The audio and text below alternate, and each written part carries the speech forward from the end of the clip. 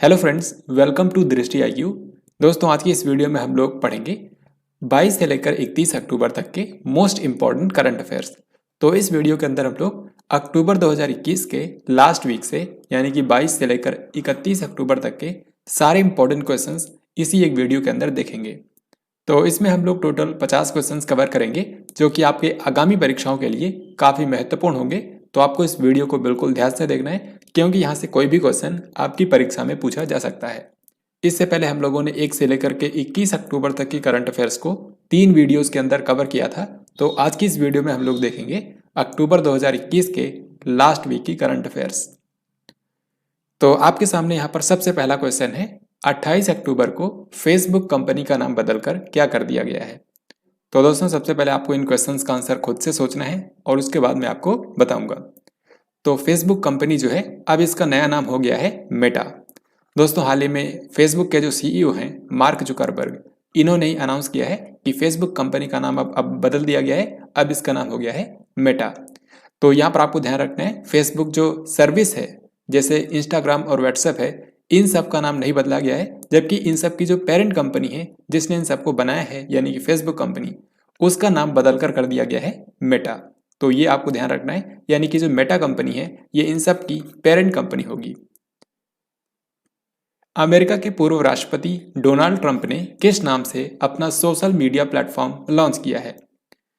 दोस्तों, Donald Trump आप जानते हैं अमेरिका के पूर्व राष्ट्रपति हैं। अभी के समय यहाँ के राष्ट्रपति हैं जो बाइडेन।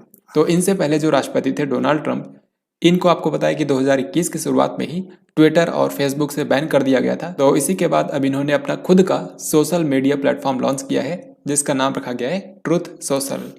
ट्रुथ सोशल नाम के सोशल मीडिया प्लेटफॉर्म को लॉन्च किया है अमेरिका के पूर्व राष्ट्रपति डोनाल्ड ट्रंप ने। 21 अक्टूबर को जारी किए गए पुरुष फीफा रैंकिंग में भारतीय फुटबॉल टीम कौन से स्थान पर है। तो समय समय पर फीफा रैंकिंग जारी की जाती है जिससे पता चलता है कि कौन से देश की फुटबॉल टीम कैसा प्रदर्शन कर रही है। तो हाल ही में जो नवीनतम फीफा रैंकिंग जारी हुई है 21 अक्टूबर को, इसमें भारतीय फुटबॉल टीम को स्थान मिला है 106वां, यानी कि दुनिया के अंदर जो भी फुटबॉल टीम है उनमें भारत का स्थान है 106वां। इसमें अगर हम नंबर 1 की बात करें तो पूरी दुनिया की नंबर 1 फुटबॉल टीम है बेल्जियम की टीम। और इसी तरीके से अगर हम महिलाओं में बात करें तो महिलाओं में दुनिया की नंबर 1 फुटबॉल टीम है अमेरिका की, और इसमें भारत का स्थान है 57। ये आपको ध्यान रखना है। उत्तर प्रदेश की सरकार ने फैजाबाद रेलवे जंक्शन का नाम बदलकर क्या करने के प्रस्ताव को मंजूरी दे दी है। तो दोस्तों, जिस तरीके से आपको पता है फैजाबाद जिले का नाम बदलकर किया गया था अयोध्या। उत्तर प्रदेश का जो फैजाबाद जिला है 2018 में इसका नाम बदलकर कर दिया गया था अयोध्या। अब इसी तरीके से फैजाबाद रेलवे जंक्शन जो है इसका नाम बदलकर किया जाएगा अयोध्या कैंट। हाल ही में फैजाबाद जिला प्रशासन ने इसके लिए उत्तर प्रदेश सरकार से के सामने प्रस्ताव रखा था और अब उत्तर प्रदेश की सरकार ने इस प्रस्ताव को मंजूरी दे दी है, यानी कि फैजाबाद रेलवे जंक्शन का नाम बदलकर किया जाएगा अयोध्या कैंट। हालांकि अभी इसके लिए रेल मंत्रालय से मंजूरी लेनी होगी क्योंकि रेल मंत्रालय ही भारत के किसी भी रेलवे स्टेशन को परिवर्तन करने की मंजूरी देता है। तो ये आपको ध्यान रखना है, इसका नाम किया जाएगा अयोध्या कैंट। 21 से लेकर 27 अक्टूबर तक भारत और किस देश की तीनों सेनाओं का पहला संयुक्त अभ्यास कोंकण शक्ति 21 आयोजित हुआ है। जिस तरीके से आप जानते हैं भारत और अमेरिका के बीच में एक ट्राई सर्विस एक्सरसाइज होती है जिसका नाम है टाइगर ट्रायम्फ। और 2019 में जब भारत के प्रधानमंत्री नरेंद्र मोदी अमेरिका की यात्रा पर गए थे तो उसी दौरान इस अभ्यास की घोषणा करी गई थी। तो जिस तरीके से टाइगर ट्रायम्फ जो है ये भारत और अमेरिका के बीच में एक ट्राई सर्विस एक्सरसाइज है, उसी तरीके से हाल ही में भारत और ब्रिटेन के बीच में भी एक त्रिसेवा अभ्यास शुरू हो चुका है और इस अभ्यास का नाम रखा गया है कोंकण शक्ति। सो इस क्वेश्चन का आंसर हो गया हमारा ऑप्शन नंबर ए। तो भारत और ब्रिटेन के बीच में ये जो कोंकण शक्ति 21 पहली बार हुआ है, इसका आयोजन कहाँ पर किया गया। इसका आयोजन इस बार भारत में ही किया गया है, अरब सागर में जो भारत का कोंकण तट है वहां पर इसका आयोजन किया गया। ये तो तीनों सेनाओं का अभ्यास होता है, यानी कि इसमें आर्मी, नेवी और एयरफोर्स तीनों हिस्सा लेते हैं, लेकिन भारत की आर्मी, एयरफोर्स और नेवी तीनों का अलग अलग अभ्यास भी होता है ब्रिटेन के साथ में। उनके नाम भी आपको याद रखने हैं। जैसे कि आर्मी की जो एक्सरसाइज होती है उसका नाम है अजय वॉरियर। इसी तरीके से एयरफोर्स की जो एक्सरसाइज होती है उसका नाम है इंद्रधनुष। और नेवी की जो एक्सरसाइज होती है उसका नाम है कोंकण। निम्न में से किसे सत्यजीत रे लाइफ टाइम अचीवमेंट अवार्ड से सम्मानित किया जाएगा? दोस्तों, सत्यजीत रे की इस साल 100वीं जयंती मनाई गई है और ये भारत के महान फिल्म निर्माता थे। तो इन्हीं की 100वीं जयंती के अवसर पर इस साल भारत के सूचना और प्रसारण मंत्रालय ने इनके नाम पर एक लाइफ टाइम अचीवमेंट अवार्ड की शुरुआत की थी, जो कि हर साल जो भारतीय अंतर्राष्ट्रीय फिल्म महोत्सव होता है, यानी कि जिसका आयोजन किया जाता है गोवा के अंदर, तो इसी के दौरान हर साल अब ये अवार्ड दिया जाएगा। तो फर्स्ट टाइम ये अवार्ड दिया जाएगा इस्तेवान साबो और मार्टिन स्कॉर्सेज़ी को। इस्तेवान साबो जो हैं ये हंगरी के एक फिल्म डायरेक्टर हैं और इसी तरीके से अमेरिका के एक फिल्म डायरेक्टर हैं मार्टिन स्कॉर्सेज़ी। तो इन दोनों लोगों को सबसे पहली बार सत्यजीत रे लाइफ टाइम अचीवमेंट अवार्ड से सम्मानित किया जाएगा। तो इस क्वेश्चन का हमारा आंसर हो गया ऑप्शन नंबर सी, ए और बी दोनों। यहाँ पर आप देख सकते हैं इस बार जो भारतीय अंतर्राष्ट्रीय फिल्म महोत्सव होने वाला है ये आयोजित किया जाएगा गोवा के अंदर 20 से लेकर 28 नवंबर तक और ये इसका 52वां संस्करण होगा। तो इसी दौरान ये सत्यजीत रे लाइफ टाइम अचीवमेंट अवार्ड दिया जाएगा इन दोनों लोगों को। यहाँ पर आपको ध्यान रखना है इस बार जो भारतीय अंतर्राष्ट्रीय फिल्म महोत्सव होगा इसमें कई सारी फिल्में दिखाई जाएंगी, लेकिन जो सबसे पहली फिल्म होगी यानी कि जो सबसे ओपनिंग फिल्म होगी उसका नाम है the king of all the world. The king of all the world जो है ये इस बार के समारोह में सबसे पहले दिखाई जाएगी। इस फिल्म के डायरेक्टर हैं स्पेन के कार्लोस सौरा। केंद्रीय कर्मचारियों का महंगाई भत्ता 28% से बढ़ाकर कितने परसेंट कर दिया गया है? तो दोस्तों, केंद्र सरकार के कर्मचारियों और पेंशन भोगियों का महंगाई भत्ता जो है इसको हाल ही में 3% इंक्रीमेंट किया गया है। यानी कि अभी तक 28% था तो इसमें 3% का इंक्रीमेंट हो गया, यानी कि अब हो गया है 31%। तो यहाँ पर आप ऑप्शंस देख लीजिए, यहाँ पर आंसर होगा ऑप्शन नंबर बी। आईपीएल 2022 के लिए कितनी नई टीमों को शामिल किया गया है? तो 2022 में आईपीएल का जो 15वां संस्करण आयोजित किया जाएगा इसके लिए हाल ही में 2 नई टीमें बनाई गई हैं। तो इस क्वेश्चन का आंसर हो गया ऑप्शन नंबर बी, यानी कि 2 टीमें। अभी आपको पता है आईपीएल 2021 का आयोजन किया गया था जो कि 14वां संस्करण था और अभी तक आईपीएल के अंदर टोटल टीमें थी 8, यानी कि अब 2 बढ़ जाएंगी तो 2022 में टोटल 10 टीमें आईपीएल को खेलेंगी। यहाँ पर आप देख सकते हैं ये जो 2 नई टीमें बनाई गई हैं, एक तो है अहमदाबाद आईपीएल टीम और दूसरी है Lucknow IPL team. Ahmedabad IPL team के बारे में आपको याद रखना है कि इसके ओनर हैं CVC capital partners. CVC capital partners ने 5,625 करोड़ रुपए में आईपीएल टीम अहमदाबाद की बोली जीती है। इसी तरीके से जो लखनऊ आईपीएल टीम है इसकी बोली जीती है 7,090 करोड़ रुपए में आरपीएसजी ग्रुप ने, यानी कि आरपी संजीव गोयनका ग्रुप जो है ये इसकी ओनर है लखनऊ आईपीएल टीम की। तो इन दोनों के बारे में दोस्तों आपको याद रखना है, ये 2022 में पहली बार आईपीएल के अंदर खेलेंगी। हाल ही में खबरों में रहे भारतीय खिलाड़ी पायस जैन का संबंध किस खेल से है? दोस्तों, पायस जैन जो है ये भारत के एक मशहूर टेबल टेनिस खिलाड़ी हैं। ये हाल ही में खबरों में इसलिए थे क्योंकि इंटरनेशनल टेबल टेनिस फेडरेशन यानी कि जो आईटीटीएफ है ये हर समय विश्व रैंकिंग जारी करता है, यानी कि टेनिस के अंदर कौन से खिलाड़ी बेहतर प्रदर्शन कर रहे हैं उसके आधार पर रैंकिंग जारी करता है। तो अभी हाल ही में क्या हुआ है, आईटीटीएफ की वर्ल्ड रैंकिंग में अंडर 17 कैटेगरी के अंदर इन्होंने नंबर 1 स्थान हासिल किया है। इसका मतलब ये हो गया कि आईटीटीएफ की जो वर्ल्ड रैंकिंग होती है उसमें अंडर 17 के अंदर ये आज के समय दुनिया के नंबर 1 टेनिस खिलाड़ी बन गए हैं। तो इसलिए आपको याद रखना है पायस जैन जो है ये भारत के एक मशहूर टेबल टेनिस खिलाड़ी हैं। वैसे इससे पहले आईटीटीएफ रैंकिंग के अंदर एक और भारत के खिलाड़ी रहे हैं जिन्होंने नंबर 1 स्थान हासिल किया था किसी भी कैटेगरी में, और उन्होंने अंडर 21 के अंदर हासिल किया था पहला स्थान। उनका नाम क्या आप जानते हैं? उनका नाम है मानव ठक्कर। तो इन दोनों लोगों के बारे में याद रखिएगा, दोनों ही टेबल टेनिस खिलाड़ी हैं। भारतीय पुरातत्व सर्वेक्षण ने 100 करोड़ कोविड-19 वैक्सीनेशन पर कितने स्मारकों को तिरंगे से रोशन कर दिया? तो इससे पहले मैं आपको नेक्स्ट क्वेश्चन दिखाता हूँ। यहाँ पर अगला सवाल यह है कि कोविड-19 के खिलाफ राष्ट्रव्यापी टीकाकरण अभियान कौन से दिन शुरू किया गया था? तो दोस्तों, भारत में कोविड-19 के खिलाफ वैक्सीनेशन की जो प्रक्रिया है ये 16 जनवरी 2021 को शुरू की गई थी, क्योंकि इसी दिन राष्ट्रव्यापी टीकाकरण अभियान शुरू किया गया था। तो ये डेट आपको बिल्कुल ध्यान रखनी है। और अभी 21 अक्टूबर के दिन भारत में 100 करोड़ कोविड-19 की जो वैक्सीन की डोजेस हैं ये लोगों को लगा दी गई हैं। तो ये क्वेश्चन भी आपके एग्जाम में पूछा जा सकता है कि भारत ने 100 करोड़ कोविड-19 वैक्सीन की डोजेस लगाने का माइलस्टोन कब अचीव किया था? 21 अक्टूबर को, ठीक है। और इसी अवसर पर भारत का जो भारतीय पुरातत्व सर्वेक्षण है, यानी कि आर्कियोलॉजिकल सर्वे ऑफ इंडिया, जो कि भारत के संस्कृति मंत्रालय के अधीन काम करता है, इसने भारत के 100 स्मारकों को इस तरीके से तिरंगे से रोशन कर दिया था। तो इसका सही उत्तर हो जाएगा ऑप्शन नंबर सी, यानी कि 100 स्मारकों को। इनमें से कई सारे तो भारत के विश्व धरोहर स्थल भी हैं। अक्टूबर 2021 में फाइनेंशियल एक्शन टास्क फोर्स यानी कि FATF ने किस देश को ग्रे सूची के अंदर शामिल किया है?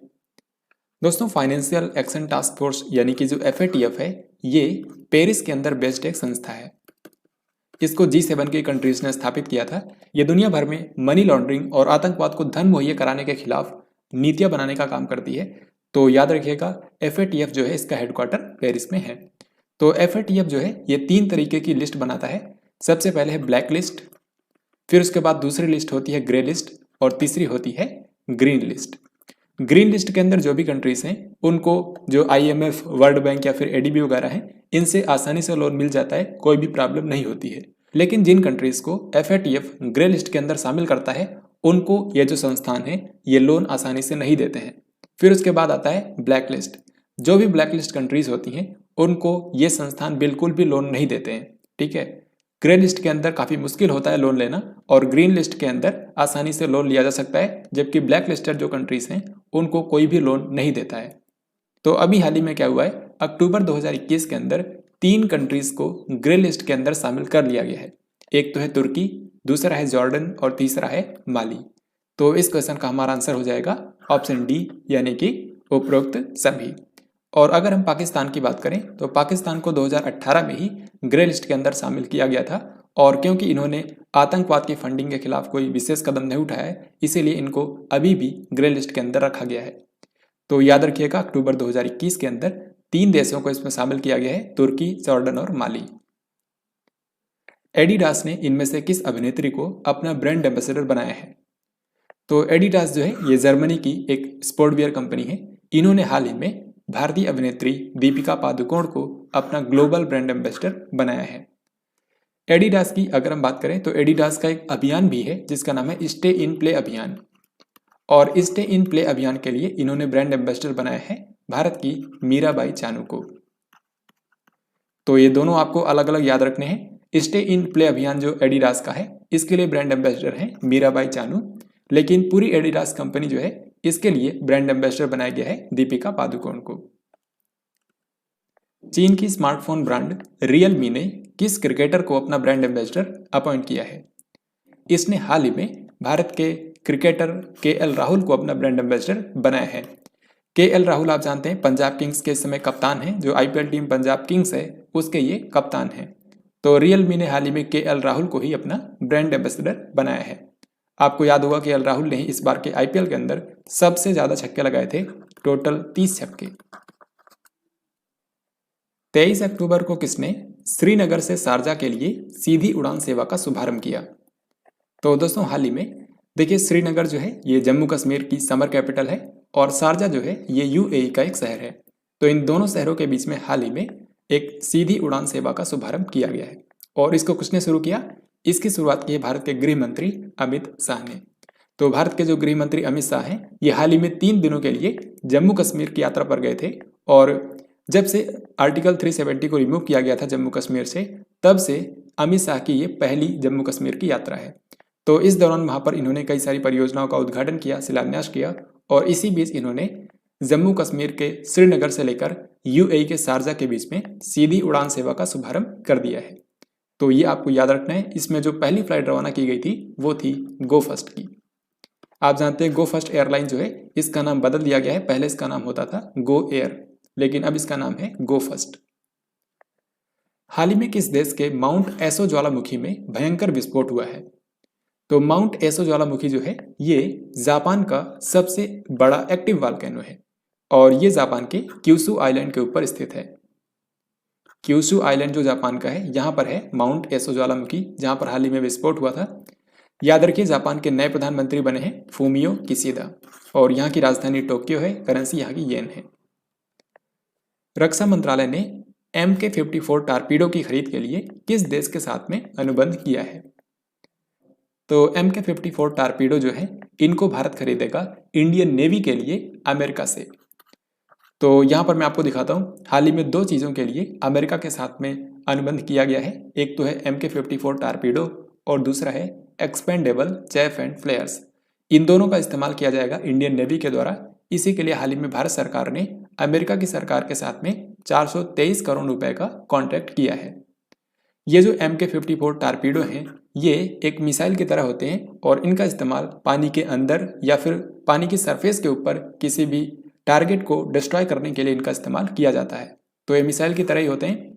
और चैफ एंड फ्लेयर्स जो होते हैं इनका इस्तेमाल दुश्मन की मिसाइल से बचने के लिए किया जाता है। दुश्मन की मिसाइल जो है उसको भटकाने के लिए चैफ एंड फ्लेयर्स रिलीज किए जाते हैं, जिससे आसानी से बचा जा सकता है किसी भी मिसाइल से। तो इन्हीं दोनों इक्विपमेंट्स की खरीद के लिए हाल ही में भारत सरकार ने अमेरिका की सरकार के साथ में 423 करोड़ रुपए का कॉन्ट्रैक्ट साइन किया है। ये दोनों जो इक्विपमेंट्स हैं इनको P-8I एयरक्राफ्ट के ऊपर लगाया जाएगा। आप जानते हैं P-8I एयरक्राफ्ट जो है इसको भारत ने अमेरिका से ही खरीदा है। हाल ही में किस महान अभिनेता को साल 2019 के लिए प्रतिष्ठित दादा साहब फाल्के पुरस्कार से नवाजा गया है? दोस्तों आप सभी जानते हैं कि दादा साहब फाल्के पुरस्कार जो होता है ये भारतीय सिनेमा के लिए दिया जाने वाला सबसे बड़ा सम्मान होता है। इसकी शुरुआत हुई थी 1969 में।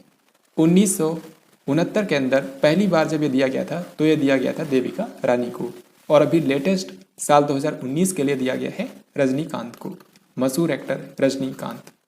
यहाँ पर आपको ध्यान रखना होगा कि रजनीकांत जो है ये दादा साहब फाल्के पुरस्कार पाने वाले 51वें व्यक्ति हैं। तो अगर आपसे ये पूछा जाता है कि 51वां दादा साहब फाल्के पुरस्कार किसको दिया गया है तो भी आंसर होगा रजनीकांत। 67वें राष्ट्रीय फिल्म पुरस्कार में किस राज्य को मोस्ट फिल्म फ्रेंडली स्टेट का पुरस्कार मिला है? तो 67वें राष्ट्रीय फिल्म पुरस्कार की अनाउंसमेंट मार्च महीने के अंदर ही हो गई थी और अभी भारत के जो उपराष्ट्रपति हैं M वेंकैया नायडू, इनके द्वारा जो इसके विजेता हैं उनको ये पुरस्कार दे दिए गए हैं। तो ये जो 67वें राष्ट्रीय फिल्म पुरस्कार हैं याद रखिएगा ये 2019 की जो फिल्में हैं उनमें बेहतरीन प्रदर्शन के लिए दिया गया है। तो इस बार इसमें मोस्ट फिल्म फ्रेंडली स्टेट का पुरस्कार मिला है सिक्किम राज्य को। यहाँ पर मैं आपको कुछ इंपॉर्टेंट कैटेगरीज के बारे में बताता हूँ, जैसे कि बेस्ट फीचर फिल्म। तो इस बार सर्वश्रेष्ठ फिल्म का पुरस्कार जीता है मरक्कर अरबिका डिलिनते शिम्भम ने, जो कि एक मलयालम फिल्म है। फिर इसके बाद बेस्ट डायरेक्टर का पुरस्कार जीता है संजय पूरन सिंह चौहान ने। संजय पूरन सिंह चौहान जो है इनको हिंदी फिल्म 72 हूरे के डायरेक्शन के लिए पुरस्कार दिया गया है। इसी तरीके से इस बार बेस्ट एक्टर का अवार्ड दो लोगों को दिया गया है, मनोज वाजपेयी और धनुष को। मनोज वाजपेयी जो है इनको हिंदी फिल्म भोसले के लिए और धनुष जो है इनको तमिल फिल्म असुरन के लिए चुना गया है। इसके बाद बेस्ट एक्ट्रेस का अवार्ड दिया गया इस बार कंगना रनौत को। कंगना रनौत जो है इनको दो फिल्मों में इनके सर्वश्रेष्ठ अभिनय के लिए दिया गया है। एक तो है Manikarnika the queen of Jhansi और दूसरी फिल्म है पंगा। तो इन दोनों जो हिंदी फिल्में हैं इनमें अभिनय के लिए कंगना रनौत को इस बार बेस्ट एक्ट्रेस का अवार्ड दिया गया है। और इसके बाद लास्ट में है मोस्ट फिल्म फ्रेंडली स्टेट, यानी कि साल 2019 में भारत का कौन सा राज्य था जो फिल्मों के प्रोडक्शन के लिहाज से सबसे बेहतर था, तो ये राज्य था सिक्किम।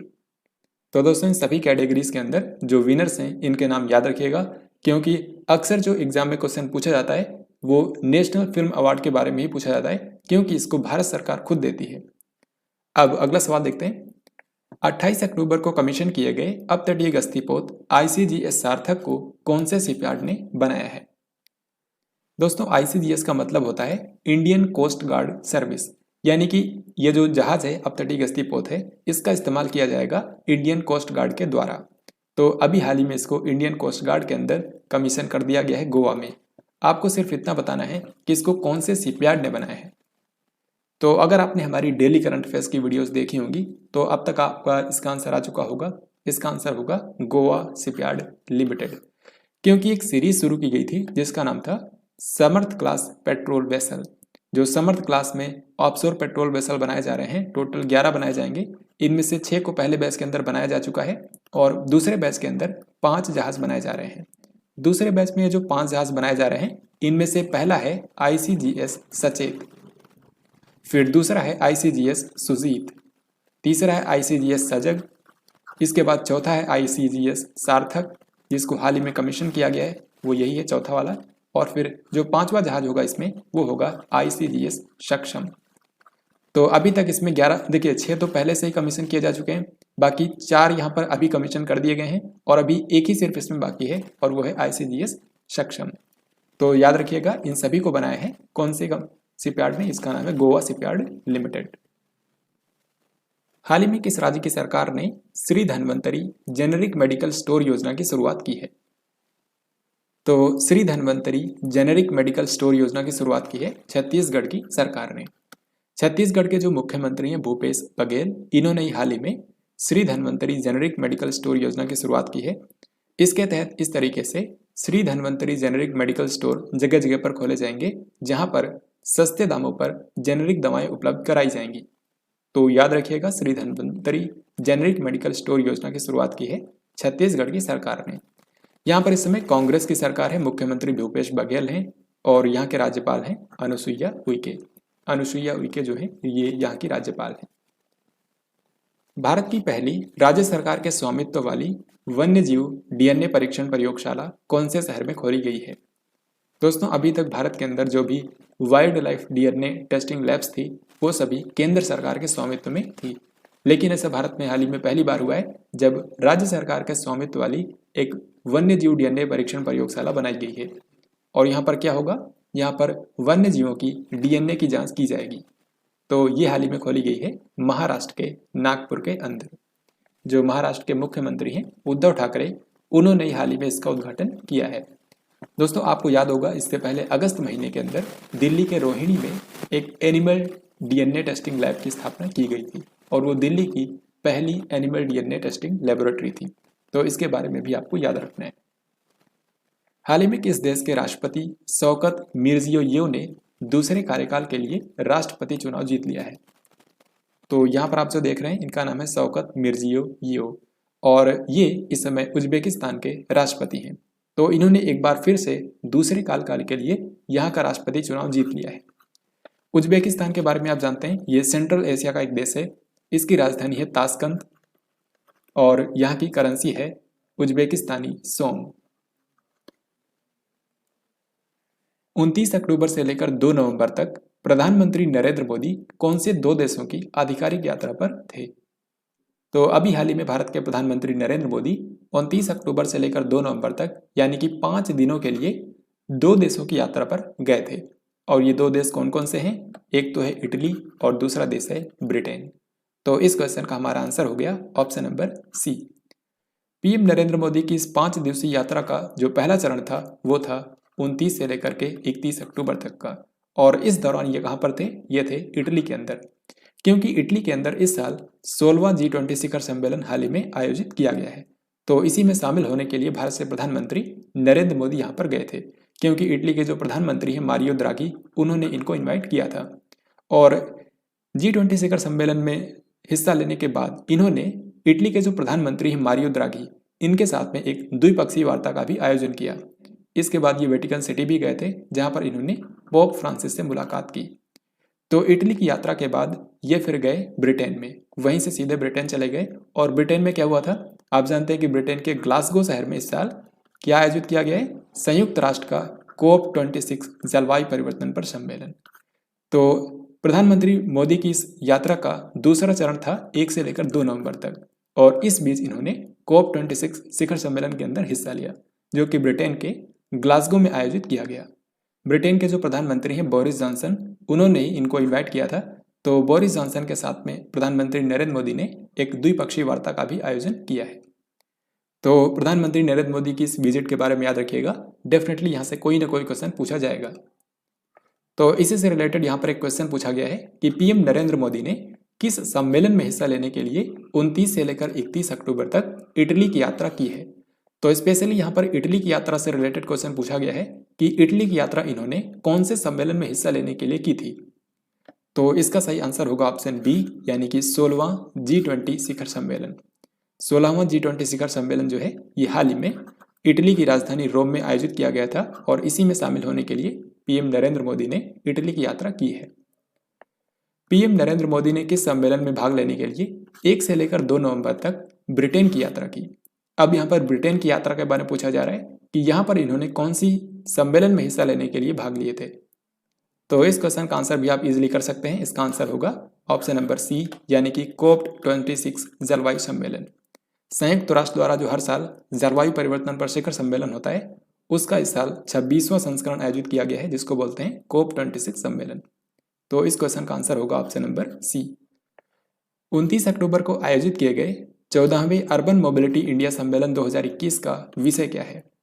दोस्तों, ये जो अर्बन मोबिलिटी इंडिया सम्मेलन होता है, इसको हिंदी में बोला जाता है शहरी गतिशीलता शिखर सम्मेलन। तो इस साल इसका 14वां संस्करण हुआ है। ये भारत के शहरी परिवहन को बेहतर बनाने के लिए हर साल आयोजित किया जाता है। तो इस बार इसका जो 14वां संस्करण हुआ है, इसकी थीम रखी गई थी मोबिलिटी फॉर ऑल, यानी कि सभी के लिए गतिशीलता। सो इस क्वेश्चन का हमारा आंसर हो गया ऑप्शन नंबर ए। इसको आयोजित कौन करता है? तो यहीं से आप समझ सकते हैं, इसको आयोजित करता है भारत का आवास और शहरी कार्य मंत्रालय, जिसके इस समय मंत्री हैं हरदीप सिंह पुरी। तो हरदीप सिंह पुरी ने ही इस सम्मेलन का उद्घाटन भी किया था। मैरीलिबॉन क्रिकेट क्लब ने किस भारतीय को मानद आजीवन सदस्यता प्रदान की है? दोस्तों, मैरीलिबॉन क्रिकेट क्लब जो है, ये जर्मनी का एक क्रिकेट क्लब है, ये आपको याद रखना है। इसने हाल ही में जिस भारतीय को मानद आजीवन सदस्यता प्रदान की है, ये दो लोग हैं। एक तो हैं जवागल श्रीनाथ और दूसरे हैं हरभजन सिंह। तो इस क्वेश्चन का आंसर हो जाएगा ऑप्शन नंबर सी, यानी कि ए और बी दोनों। तो मैरीलिबॉन क्रिकेट क्लब जो है, ये दुनिया के कई सारे बेहतरीन खिलाड़ियों को इन्होंने मानद आजीवन सदस्यता प्रदान की है। इस बार 2021 के लिए कुल मिलाकर 18 खिलाड़ियों का चयन किया गया था और उनमें से यही दो भारतीय थे, जवागल श्रीनाथ और हरभजन सिंह। यहाँ पर आप इनको भी देख सकते हैं, ये हरभजन सिंह, ये है जवागल श्रीनाथ। वैसे आपको एक चीज़ और बता दूं कि मैरीलिबॉन क्रिकेट क्लब जो है, इसकी पहली महिला अध्यक्ष बनी है क्लेयर कोनोर। ये आपको ध्यान रखना है। हाल ही में किस देश के तेज गेंदबाज जेम्स पैटिंसन ने अंतर्राष्ट्रीय क्रिकेट से संन्यास की घोषणा कर दी है? तो जेम्स पैटिंसन जो है, ये अभी सिर्फ 31 साल के हैं। इन्होंने हाल ही में क्रिकेट के सभी प्रारूपों से संन्यास की घोषणा कर दी है। तो ये कौन से देश के खिलाड़ी हैं? ये हैं ऑस्ट्रेलिया के खिलाड़ी। सो आंसर हो जाएगा ऑप्शन सी। 94वें ऑस्कर पुरस्कार में भारत की आधिकारिक प्रविष्टि के लिए कौन सी फिल्म को चयनित किया गया है? दोस्तों, 94वें ऑस्कर पुरस्कार जो है, ये साल 2022 के अंदर दिए जाएंगे। तो इसमें भारत की तरफ से बेस्ट इंटरनेशनल फीचर फिल्म की कैटेगरी के लिए जो फिल्म भेजी गई है, इसका नाम है कूच हंगल। कूच हंगल जो फिल्म है, ये एक तमिल मूवी है और इसको आज अंतर्राष्ट्रीय स्तर पर जाना जाता है पेबल्स के नाम से। यहाँ पर आप देख भी सकते हैं, इसका अंग्रेजी नाम है पेबल्स और इस फिल्म के डायरेक्टर हैं PS विनोद राज। दोस्तों, PS विनोद राज जो हैं, इन्हीं के परिवार में एक रियल लाइफ स्टोरी पर यह बेस्ड कहानी है। ये एक लड़के और उसके शराबी पिता की कहानी इसमें दिखाई गई है। तो याद रखिएगा, 94वें ऑस्कर पुरस्कार में भारत की तरफ से जो फिल्म भेजी गई है, इसका नाम है कूच हंगल। भारत का सबसे बड़ा सुगंधित उद्यान यानी कि एरोमेटिक गार्डन कौन से राज्य के अंदर विकसित किया गया है? यानी कि ये जो गार्डन स्थापित किया गया है, इसके अंदर सुगंधित पौधे लगाए गए हैं। तो ये कौन सा राज्य है जहां पर इसको स्थापित किया गया है? यह राज्य है उत्तराखंड। यहाँ पर दोस्तों आप देख सकते हैं, उत्तराखंड के नैनीताल जिले के अंदर जो लाल कुआं वाला एरिया है, यहीं पर हाल ही में इंडियाज लार्जेस्ट एरोमेटिक गार्डन स्थापित किया गया है। ये 3 एकड़ में फैला हुआ है और इसमें 140 अलग अलग सुगंधित पौधों की जो प्रजातियां हैं, वो यहाँ पर लगाई गई हैं, जैसे कि चंदन, तुलसी और पारिजात। इस तरीके से यहाँ पर पूरे भारत से अलग अलग हिस्सों से जो सुगंधित पौधों की प्रजातियां हैं, उनको यहाँ पर लगाया गया है। तो आपको बिल्कुल ध्यान रखना है कि भारत का सबसे बड़ा एरोमेटिक गार्डन स्थापित किया गया है उत्तराखंड के नैनीताल जिले के अंदर लाल कुआं क्षेत्र के अंदर। 27 अक्टूबर को ओडिशा के किस द्वीप से बैलिस्टिक मिसाइल अग्नि 5 का सफल परीक्षण किया गया है? दोस्तों, अग्नि 5 मिसाइल जो है, ये एक बैलिस्टिक मिसाइल है और ये एक सतह से सतह पर मार करने वाली मिसाइल है। यानी कि इसको सतह से फायर किया जाता है, सबसे पहले अंतरिक्ष में जाती है और फिर उसके बाद ये फिर सतह पर आकर अपने टारगेट को हिट करती है। तो ये जो मिसाइल है, इसकी मारक क्षमता है 5000 किलोमीटर। ये भी आपको ध्यान रखना है। तो अभी हाल ही में ओडिशा के अब्दुल कलाम आइलैंड से इसका परीक्षण किया गया। आप जानते हैं कि ओडिशा का जो APJ अब्दुल कलाम आइलैंड है, इसी को पहले व्हीलर द्वीप के नाम से जाना जाता था, लेकिन अब इसका नाम हो गया है APJ अब्दुल कलाम आइलैंड। तो यहीं से हाल ही में अग्नि 5 मिसाइल का परीक्षण किया गया है। भारत में पहली बार कृत्रिम गर्भाधान IVF तकनीक के जरिए भैंस की किस नस्ल के बछड़े का जन्म हुआ है? इसका सही उत्तर होगा ऑप्शन ए यानी कि बन्नी।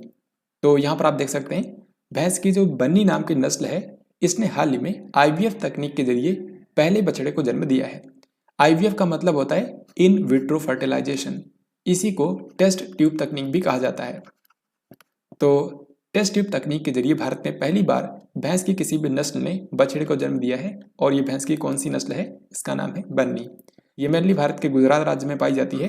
तो गुजरात का जो सोमनाथ जिला है यहीं पर हाल ही में बन्नी नस्ल की जो भैंस है इसने पहले बछड़े को जन्म दिया है IVF तकनीक के जरिए। भारतीय मूल की अनीता आनंद को किस देश का नया रक्षा मंत्री अपॉइंट किया गया है? तो ये क्वेश्चन काफी महत्वपूर्ण है क्योंकि भारतीय मूल की एक व्यक्ति हैं जिनका नाम है अनीता आनंद और इनको हाल ही में कनाडा का रक्षा मंत्री बना दिया गया है। आप जानते हैं कि इस समय कनाडा में लिबरल पार्टी की सरकार है और यहाँ के प्रधानमंत्री हैं जस्टिन ट्रूडो। तो जस्टिन ट्रूडो ने हाल ही में तीसरे कार्यकाल के लिए यहाँ का चुनाव जीत लिया था। तो अब इसी तरीके से लिबरल पार्टी के अंदर जो एक सदस्य हैं अनीता आनंद, इनको हाल ही में यहाँ का रक्षा मंत्री बनाया गया है। अंतर्राष्ट्रीय मुद्रा कोष यानी कि IMF की मुख्य अर्थशास्त्री का नाम आपको बताना है जिन्होंने जनवरी 2022 में अपना पद छोड़ने की घोषणा की है। तो ये भारतीय मूल की व्यक्ति हैं गीता गोपीनाथ।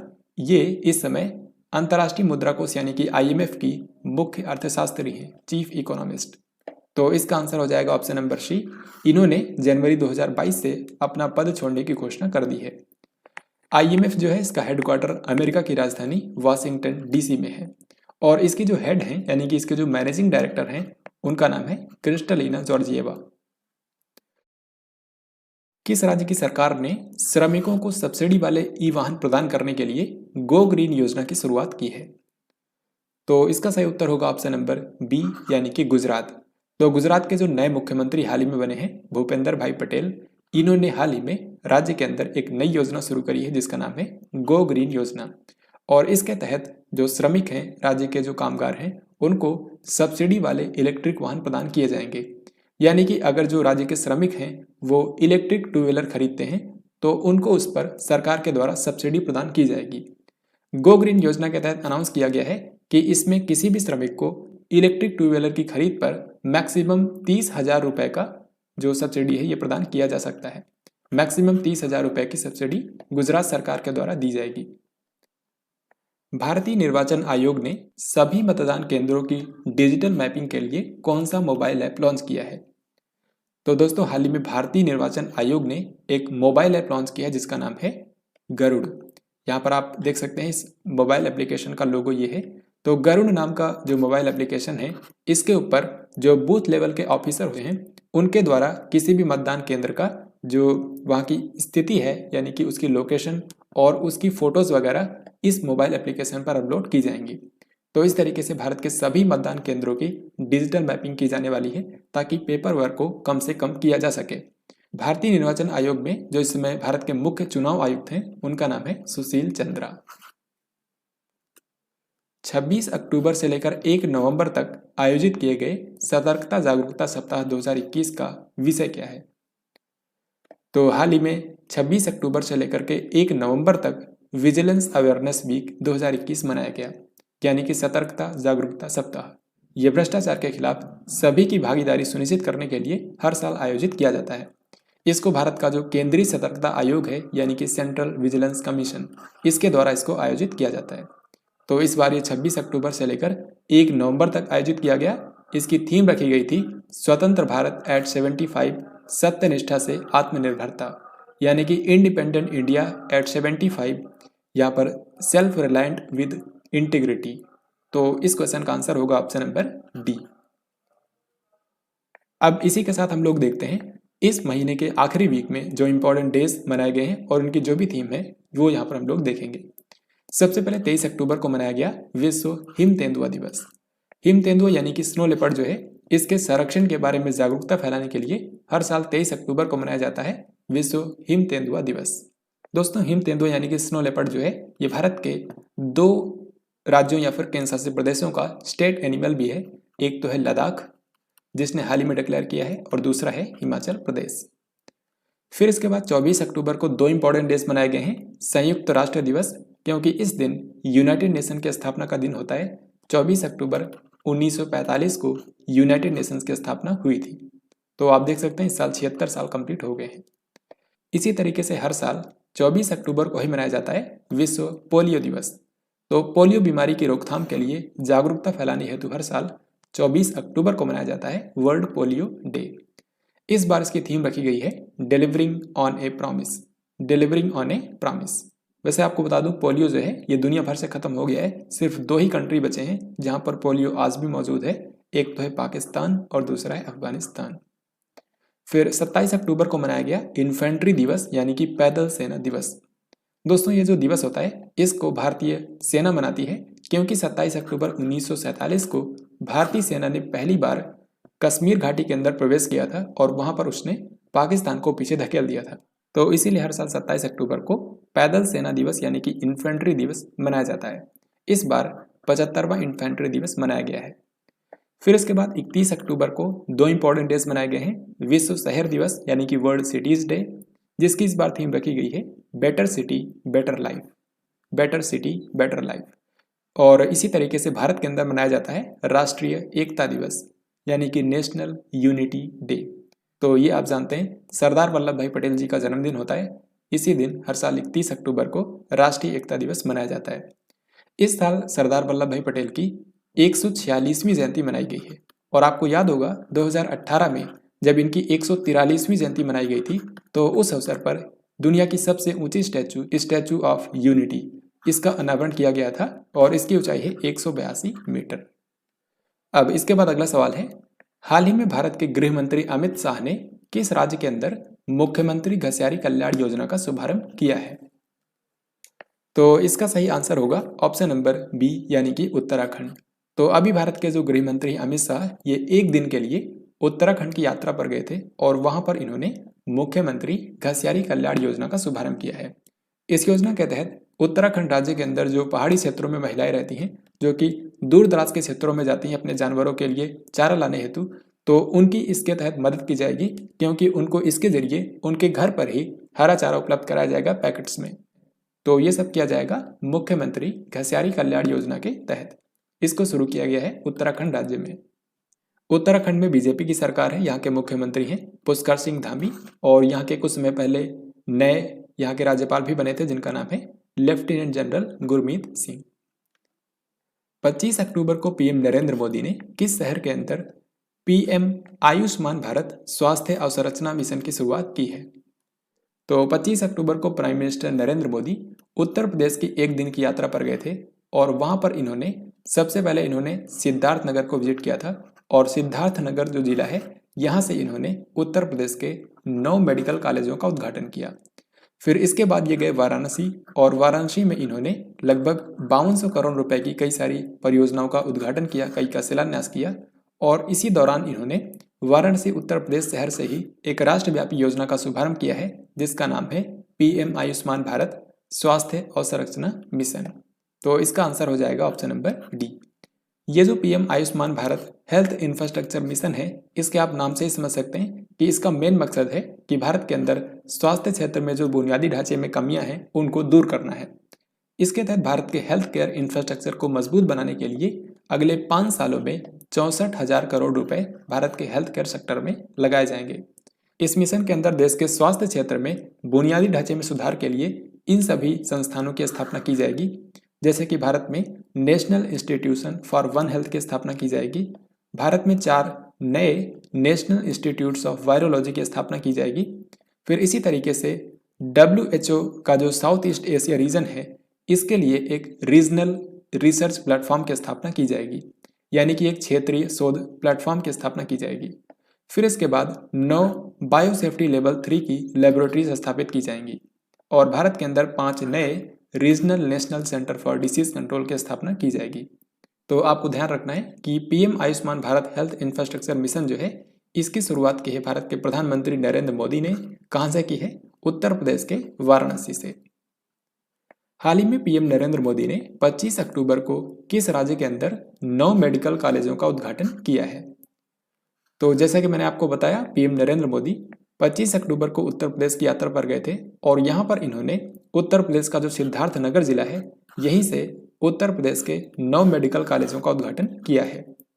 ये जो 9 मेडिकल कॉलेज बनाए गए हैं इनमें से यहाँ पर आप देख सकते हैं सभी के नाम कौन कौन से जिलों के अंदर हैं। एक है सिद्धार्थनगर जिले के अंदर और यहीं से इन सब का उद्घाटन भी किया गया है। फिर दूसरा है एटा जिले में, तीसरा है हरदोई में, फिर प्रतापगढ़ में, फतेहपुर, देवरिया, गाजीपुर, मिर्जापुर और जौनपुर।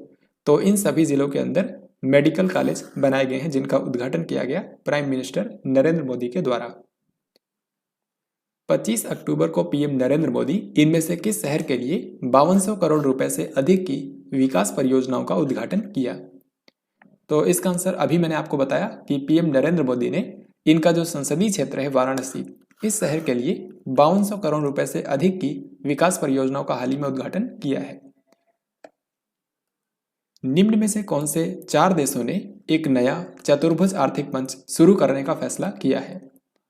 दोस्तों आपको पता होगा हाल ही में भारत के विदेश मंत्री डॉक्टर एस जयशंकर इजराइल की यात्रा पर गए थे और वहीं पर इन्होंने एक बैठक के दौरान भारत, इजराइल, यूएई और अमेरिका इन चारों देशों ने एक नए चतुर्भुज आर्थिक मंच की स्थापना करने का फैसला किया है।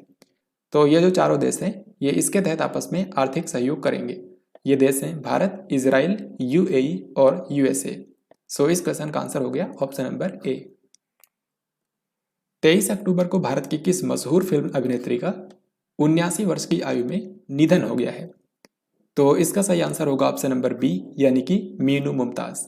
तो भारत की मशहूर एक्ट्रेस मीनू मुमताज का हाल ही में निधन हो गया है। इन्होंने 1950 से 1960 के दशक में कई सारी फिल्मों में इन्होंने बतौर डांसर काम किया था। तो अभी हाल ही में इनका निधन हो गया है। रामानंद सागर कृत रामायण में निषाद राज का किरदार निभाने वाले किस प्रसिद्ध अभिनेता का हाल ही में निधन हो गया है? तो रामानंद सागर ने जो रामायण बनाई थी उसके अंदर निषाद राज की भूमिका निभाई थी चंद्रकांत पांड्या ने। इन्हीं का हाल ही में दोस्तों निधन हो गया है।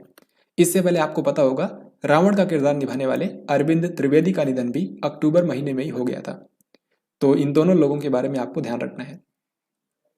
24 अक्टूबर को किस देश के अंदर वहां की सेना ने अंतरिम सरकार का तख्ता पलट करके देश की कमान अपने हाथों में ले ली है? तो इसका सही आंसर होगा ऑप्शन नंबर बी यानी कि सूडान।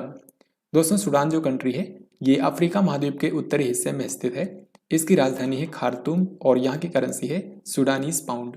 तो अभी हाल ही में सूडान के अंदर क्या हुआ है कि यहाँ की सेना ने यहाँ की अंतरिम सरकार का तख्ता पलट करके देश की कमान अपने हाथों में ले ली है। यहाँ पर अभी तक अब्दुल्ला हमदोक यहाँ के प्रधानमंत्री थे, लेकिन इनको और इनके पूरे मंत्रिमंडल को नज़रबंद कर दिया गया है और उसके बाद यहाँ पर देश के अंदर आपातकाल की घोषणा कर दी गई है। तो याद रखिएगा सूडान के अंदर हाल ही में आपातकाल की घोषणा की गई है क्योंकि यहाँ की सेना ने तख्ता पलट करके यहाँ की कमान जो है अपने हाथों में ले ली है। बैडमिंटन टूर्नामेंट डेनमार्क ओपन 2021 के महिला एकल का खिताब किसने जीता है? तो डेनमार्क ओपन जो बैडमिंटन टूर्नामेंट हाल ही में हुआ है इसका आयोजन डेनमार्क के अंदर ही किया गया। इसमें महिला एकल का खिताब जीता है अकाने यामागुची ने। दोस्तों अकाने यामागुची जो है ये जापान की एक मशहूर बैडमिंटन खिलाड़ी हैं। इन्होंने डेनमार्क ओपन 2021 के महिला एकल का खिताब जीत लिया है। यहाँ पर मैं आपको दोनों दिखाता हूँ। देखिए जो डेनमार्क ओपन टूर्नामेंट था ये एक बैडमिंटन टूर्नामेंट था। इसमें पुरुष एकल का खिताब जीता है कहाँ के? डेनमार्क के ही विक्टर एक्सेल्सन ने। जबकि महिला एकल का खिताब जीता है जापान की अकाने यामागुची ने। भारत ने Jaynagar Kurtha cross border rail link किस देश की सरकार को सौंप दिया है? दोस्तों जयनगर जो है ये बिहार के अंदर है और कुर्था जो जगह है ये है नेपाल में। तो भारत और नेपाल के बीच में ये जो क्रॉस बॉर्डर रेल लिंक बनाई गई है इसको हाल ही में भारत ने नेपाल की सरकार को सौंप दिया है। ये 34.9 किलोमीटर की रेलवे लाइन है जो कि नैरो गेज की है। तो इसको भारत की सहायता से विकसित किया गया और अब इसको नेपाल की सरकार को सौंप दिया गया है। तो इस क्वेश्चन का आंसर हमारा होगा ऑप्शन नंबर सी यानी कि नेपाल। हाल ही में किस देश ने अपने पहले स्वदेशी अंतरिक्ष रॉकेट नूरी का सफल परीक्षण किया है? तो दोस्तों हाल ही में दक्षिण कोरिया ने अपना पहला स्वदेशी अंतरिक्ष रॉकेट बनाया था, यानी कि यहाँ का जो सैटेलाइट लॉन्च व्हीकल था उसको विकसित किया गया जिसका नाम रखा गया था नूरी और इसका सफल परीक्षण किया गया। तो ये आपको याद रखना है कि दक्षिण कोरिया का जो सैटेलाइट लॉन्च व्हीकल है इसका नाम है नूरी। दक्षिण कोरिया की राजधानी सियोल है, यहाँ की करेंसी है साउथ कोरियन वॉन और यहाँ के इस समय राष्ट्रपति हैं मून जाए इन। यहाँ पर आप देख सकते हैं इस तरीके से दक्षिण कोरिया ने हाल ही में अपने पहले स्वदेशी अंतरिक्ष रॉकेट को लॉन्च किया था जिसका नाम था नूरी। हालांकि ये पूरी तरीके से सफल नहीं रहा क्योंकि इसके जरिए जो डमी सैटेलाइट को ऑर्बिट में स्थापित करना था वो काम नहीं हो पाया, लेकिन फिर भी ये दक्षिण कोरिया के लिए बहुत ही बड़ी उपलब्धि है क्योंकि इन्होंने हाल ही में अपना पहला स्वदेशी रॉकेट सफलतापूर्वक लॉन्च कर दिया है। हाल ही में प्रसिद्ध अभिनेता पुनीत राजकुमार का निधन हो गया 46 साल की उम्र में। आपको बताना है कि ये कौन से क्षेत्रीय सिनेमा से जुड़े थे। तो पुनीत राजकुमार जो हैं ये भारत के मशहूर अभिनेता जो कन्नड़ अभिनेता थे डॉक्टर राजकुमार, उन्हीं के बेटे थे। तो इनका भी हाल ही में निधन हो गया है। करेक्ट आंसर हो जाएगा ऑप्शन नंबर सी। इनको एक बार राष्ट्रीय फिल्म पुरस्कार भी मिल चुका है बेस्ट चाइल्ड आर्टिस्ट के लिए। 26 से लेकर 28 अक्टूबर तक आसियान के नेताओं का वर्चुअल शिखर सम्मेलन कौन से देश की मेजबानी में आयोजित किया गया। तो आसियान में आप जानते हैं टोटल 10 देश हैं। आसियान का फुल फॉर्म होता है association of south east Asian nation, यानी कि दक्षिण पूर्व एशिया के 10 देशों का ये एक ग्रुप है। तो क्योंकि आप जानते हैं इस साल आसियान की अध्यक्षता मिली है ब्रुनेई को, यानी कि ब्रुनेई की अध्यक्षता में ही हाल ही में आसियान के नेताओं का सम्मेलन आयोजित किया गया। सो इस क्वेश्चन का आंसर होगा ऑप्शन नंबर ए। 27 अक्टूबर को किस देश की मेजबानी में 16वां पूर्वी एशिया शिखर सम्मेलन आयोजित किया गया। तो दोस्तों हर साल आसियान शिखर सम्मेलन के साथ में ही पूर्वी एशिया शिखर सम्मेलन का आयोजन किया जाता है, यानी कि ईस्ट एशिया समिट। इसमें आसियान के 10 देश, फिर इसके बाद 6 और कंट्रीज और इसके अलावा अमेरिका और रूस, ये सारे देश मिलाकर टोटल 18 देश होते हैं जो कि इस सम्मेलन में हिस्सा लेते हैं।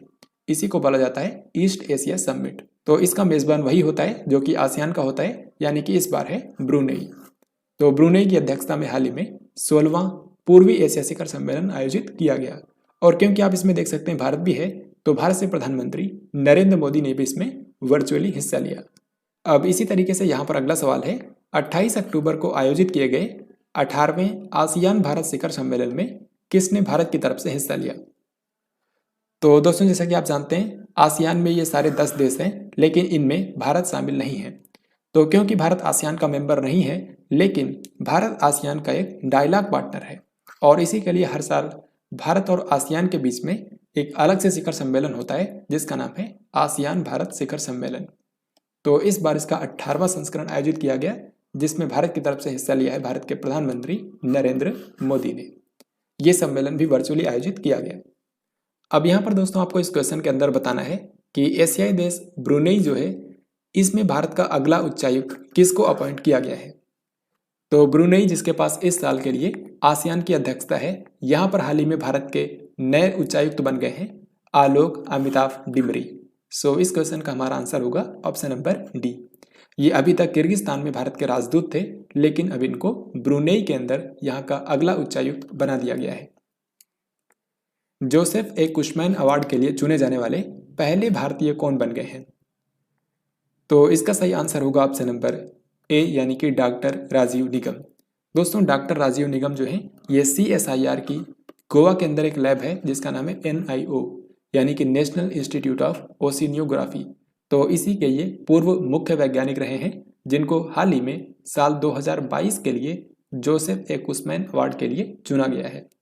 इन्होंने माइक्रोफॉसिल्स के ऊपर लंबे समय तक अध्ययन किया है जिसके चलते इनको ये सम्मान दिया जाएगा और ये जोसेफ ए कुशमैन अवार्ड के लिए चुने जाने वाले पहले भारतीय बन गए हैं। 24 अक्टूबर को भारत और पाकिस्तान के बीच में T20 मैच कौन से स्टेडियम में खेला गया। जैसा कि आप सभी जानते हैं इस बार जो T20 वर्ल्ड कप हो रहा है इसका आयोजन 2 देशों में किया जा रहा है, एक तो है UAE और दूसरा है ओमान। तो हाल ही में भारत और पाकिस्तान के बीच में जो T20 वर्ल्ड कप के अंदर पहला मैच खेला गया था, ये खेला गया था दुबई इंटरनेशनल क्रिकेट स्टेडियम में और इस मैच को पाकिस्तान ने जीत लिया है। यहाँ पर आप देख सकते हैं इस समय भारतीय क्रिकेट टीम के कप्तान हैं विराट कोहली और पाकिस्तान क्रिकेट टीम के कप्तान हैं बाबर आजम। यहाँ पर आप देख सकते हैं इस मैच के रिजल्ट्स। यहाँ पर पाकिस्तान ने 10 विकेट से भारत को हरा दिया है और इसी के साथ में भारत का एक बहुत ही बड़ा रिकॉर्ड टूट गया है, क्योंकि भारत के पास अभी तक एक रिकॉर्ड था कि जब भी वर्ल्ड कप के अंदर भारत और पाकिस्तान का मुकाबला हुआ था तब इसको भारत ने ही जीता था।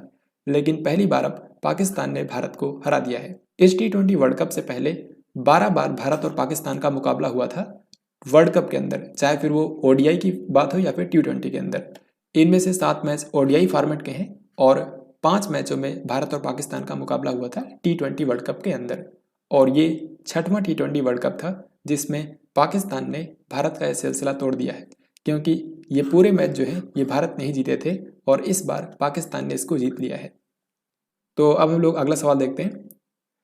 T20 वर्ल्ड कप के अंदर 10 अर्धशतक बनाने वाले दुनिया के पहले खिलाड़ी कौन बन गए हैं? तो ये जो भारत और पाकिस्तान के बीच में मैच हुआ था, इसी के दौरान भारत के जो कप्तान हैं विराट कोहली, इन्होंने एक रिकॉर्ड हासिल किया कि ये पूरी दुनिया के सबसे ज़्यादा अर्धशतक लगाने वाले खिलाड़ी बन गए हैं T20 वर्ल्ड कप के अंदर, क्योंकि T20 वर्ल्ड कप के अंदर सर्वाधिक 10 अर्धशतक लगाए हैं विराट कोहली ने। इन्होंने हाल ही में क्रिस गेल का रिकॉर्ड तोड़ा है, जिन्होंने T20 वर्ल्ड कप के अंदर 9 अर्धशतक लगाए हैं। हाल ही में किस देश ने गणतांत्रिक तरीके से डेम सेंड्रा मेसन को अपना पहला राष्ट्रपति चुन लिया है? इसका सही आंसर होगा ऑप्शन नंबर डी, यानी कि बारबाडोस। तो बारबाडोस जो कि एक कैरिबियन कंट्री है, यहाँ पर हाल ही में गणतांत्रिक तरीके से डेम सेंड्रा मेसन को राष्ट्रपति चुना गया है। तो इस देश की पहली राष्ट्रपति बन गई है डेम सेंड्रा मेसन। अभी तक यहाँ की हेड ऑफ स्टेट थी एलिजाबेथ सेकेंड, जो कि ब्रिटेन की महारानी है। तो इन्हीं को हटाकर बारबाडोस के अंदर गणतांत्रिक रूप से डेम सेंड्रा मेसन को यहाँ का राष्ट्रपति चुना गया है। 24 अक्टूबर 2021 को भारत तिब्बत सीमा पुलिस यानी कि ITBP का कौन सा स्थापना दिवस मनाया गया है? दोस्तों, भारत तिब्बत सीमा पुलिस जो है यानी कि ITBP, ये भारत की चीन बॉर्डर पर रक्षा करता है, यानी कि लद्दाख से लेकर के अरुणाचल प्रदेश तक इनकी तैनाती की जाती है। तो ITBP ने हाल ही में अपना स्थापना दिवस मनाया है 60वां। सही आंसर हो जाएगा ऑप्शन नंबर बी। ITBP की स्थापना हुई थी साल 1962 में 24 अक्टूबर के दिन, जब भारत और पाकिस्तान के युद्ध के बाद इसकी स्थापना की गई थी। ITBP जो है ये गृह मंत्रालय के अधीन काम करता है। इसका हेडक्वार्टर नई दिल्ली में है और इसके जो डायरेक्टर जनरल हैं उनका नाम है संजय अरोरा। कमला हैरिस द फेनोमेनल वुमेन, आपको बताना है इस पुस्तक के लेखक कौन है। तो कमला हैरिस के जीवन पर, जो कि आप जानते हैं अमेरिका की उपराष्ट्रपति हैं, ये अमेरिका की पहली महिला उपराष्ट्रपति बनी थी इसी साल। तो इन्हीं के जीवन के ऊपर एक किताब लिखी गई है जिनका नाम है कमला हैरिस द फेनोमेनल वुमेन। इस किताब को लिखा है एक भारतीय अमेरिकी पत्रकार ने जिनका नाम है चिदानंद राजघट्टा। सो इस क्वेश्चन का आंसर होगा ऑप्शन नंबर डी। इसके अलावा हाल ही में 2 पुस्तक और लॉन्च की गई हैं। एक का नाम है राइटिंग फॉर माई लाइफ।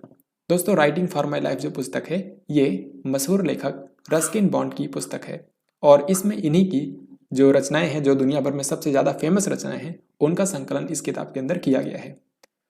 और दूसरी किताब जो है ये मशहूर पॉलिटिशियन विनायक दामोदर सावरकर यानी कि वीर सावरकर के ऊपर लिखी गई है और इस किताब का नाम है Veer Savarkar the man who could have prevented partition, यानी कि ऐसा व्यक्ति जो कि पार्टीशन को रोक सकता था। तो इनके ऊपर ये जो किताब लिखी गई है इसको लिखा है 2 लोगों ने मिलकर। एक तो है उदय माहुरकर और दूसरे व्यक्ति हैं चिरायु पंडित। तो इन दोनों बुक्स के बारे में भी आपको ध्यान रखना है। 29 अक्टूबर को इनमें से किस शहर के अंदर 30वां हुनर हाट कार्यक्रम आयोजित किया गया? 30वां हुनर हाट कार्यक्रम हाल ही में शुरू हुआ है 29 अक्टूबर को, जो कि चलेगा 7 नवंबर तक। इससे पहले 29वां हुनर हाट कार्यक्रम आयोजित किया गया था उत्तर प्रदेश के रामपुर जिले में, लेकिन हाल ही में 30वां हुनर हाट कार्यक्रम शुरू हो गया है उत्तराखंड के देहरादून में। उत्तराखंड की आप जानते हैं विंटर कैपिटल है देहरादून। तो यहीं पर हाल ही में 30वां हुनर हाट कार्यक्रम आयोजित किया गया है। और हुनर हाट कार्यक्रम जो होता है इसको कौन सा मंत्रालय आयोजित करता है? इसको दोस्तों आयोजित करता है भारत का अल्पसंख्यक कार्य मंत्रालय, जिसके इस समय मंत्री है मुख्तार अब्बास नकवी। तो ये जो देहरादून के अंदर 30वां हुनर हाट कार्यक्रम शुरू हुआ है, इसको मुख्तार अब्बास नकवी और उत्तराखंड के जो मुख्यमंत्री हैं पुष्कर सिंह धामी, इन दोनों लोगों ने संयुक्त रूप से इसका उद्घाटन किया है। यूरोपीय संघ के शीर्ष मानवाधिकार पुरस्कार सखारोव पुरस्कार 2021 से किसको सम्मानित किया गया है? सखारोव पुरस्कार जो है ये यूरोपीय संघ का शीर्ष मानवाधिकार पुरस्कार होता है। इसको इस साल दिया गया है अलेक्सी नवेलनी को। अलेक्सी नवल्नी जो है ये रसिया के विपक्ष के नेता हैं, तो इन्हीं को इस बार ये पुरस्कार दिया गया है। आपको याद होगा 2020 में ये सम्मान दिया गया था बेलारूस की स्वतलेना तिखानोस्काया को, लेकिन इस बार दिया गया है रूस के जो विपक्ष के नेता हैं अलेक्सी नावल्नी। मेजर ध्यानचंद खेल रत्न पुरस्कार 2021 के लिए कितने खिलाड़ियों के नाम की सिफारिश की गई है? तो दोस्तों इस बार के राष्ट्रीय खेल पुरस्कारों का चयन करने के लिए जो समिति बनाई गई है उसके जो अध्यक्ष हैं उनका नाम है मुकुंदकम शर्मा, जो कि सुप्रीम कोर्ट के रिटायर्ड जज हैं। तो इन्हीं की अध्यक्षता में हाल ही में राष्ट्रीय पुरस्कार की चयन समिति ने 2021 के लिए जो सबसे बड़ा खेल पुरस्कार होता है मेजर ध्यानचंद खेल रत्न पुरस्कार, इसके लिए कुल 11 खिलाड़ियों के नाम की सिफारिश की है। हालांकि इन सभी लोगों को मिलता है कि नहीं ये फाइनल पता चलेगा जब भारत का खेल मंत्रालय इसकी ऑफिशियल लिस्ट जारी करेगा बाद में। लेकिन अभी के लिए आपको याद रखना है कि चयन समिति ने जिन 11 खिलाड़ियों के नाम की सिफारिश की है उन सभी के नाम यहाँ पर आप देख सकते हैं। इनमें से मिताली राज जो कि क्रिकेट से संबंधित हैं, सुनील छेत्री जो भारतीय फुटबॉल टीम के इस समय कप्तान हैं, फिर नीरज चोपड़ा जिन्होंने इस बार के टोक्यो ओलंपिक्स के अंदर गोल्ड मेडल जीता था, ये भाला फेंक से संबंधित हैं। फिर इसके बाद रवि दहिया, इन्होंने भी इस बार के टोक्यो ओलंपिक्स के अंदर रेसलिंग में भारत के लिए एक सिल्वर मेडल जीता था।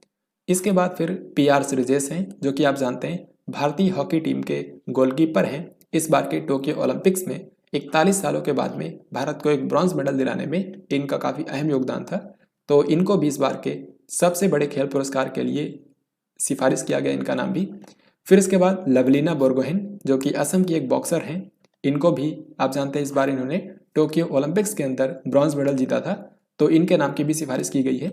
और फिर इसके बाद यहाँ पर जो बाकी के 5 लोग हैं ये सभी वो खिलाड़ी हैं जिन्होंने इस बार के टोक्यो पैरा ओलंपिक्स के अंदर गोल्ड मेडल जीता है, जैसे कि अवनी लेखरा ये शूटिंग से रिलेटेड हैं, मनीष नरवाल ये भी शूटिंग, प्रमोद भगत और कृष्णा नागर ये दोनों लोग जो हैं ये बैडमिंटन से संबंधित हैं। फिर इसके बाद सुमित अंतिल ये एक भाला फेंक खिलाड़ी हैं, इन्होंने भाला फेंक के अंदर टोक्यो पैरा ओलंपिक्स में गोल्ड मेडल जीता है। तो सबसे बड़े खेल पुरस्कार मेजर ध्यानचंद खेल रत्न पुरस्कार के लिए टोटल 11 नामों की सिफारिश की गई है। इसी तरीके से अर्जुन पुरस्कार के लिए 35 नामों की सिफारिश की गई है। तो जब ये पुरस्कार भारत के खेल मंत्रालय द्वारा दे दिए जाएंगे तो उस पर मैं अलग से भी वीडियो लेकर आऊंगा। अब यहाँ पर नेक्स्ट क्वेश्चन आपके सामने है, भारतीय रिजर्व बैंक के जो गवर्नर हैं शक्तिकांत दास, इनका कार्यकाल कितने वर्ष के लिए बढ़ा दिया गया है? तो जैसा कि आपको पता होगा 2018 में जब उर्जित पटेल ने इस्तीफा दे दिया था तो उसके बाद RBI के नए गवर्नर बने थे शक्तिकांत दास, जो कि रिजर्व बैंक ऑफ इंडिया के 25वें गवर्नर हैं।